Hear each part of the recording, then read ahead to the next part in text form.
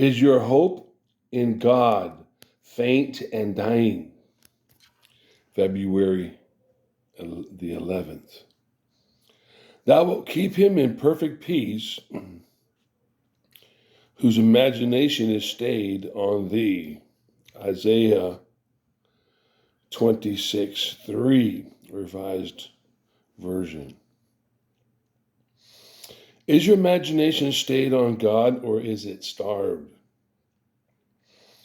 The starvation of the imagination is one of the most fruitful sources of exhaustion and a sapping in a worker's life. If you have never used your imagination to put yourself before God, begin to do it now.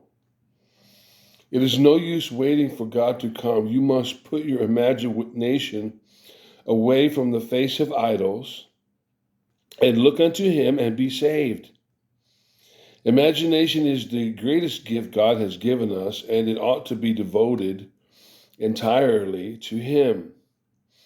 If you have been bringing every thought into captivity to the obedience of Christ, it will be one of the greatest assets to faith when the time of trial comes, because your faith and the Spirit of God will work together. Learn to associate ideas worthy of God with all that happens in nature.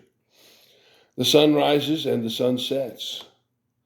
The sun and the stars, the changing seasons, and your imagination will never be at the mercy of your impulses, but will always be at the service of God. We have sinned with our fathers and have forgotten. Then put a stiletto in the place where you ought to have gone to sleep. God is not talking to me just now, but he ought to be. Remember whose you are and whom you serve.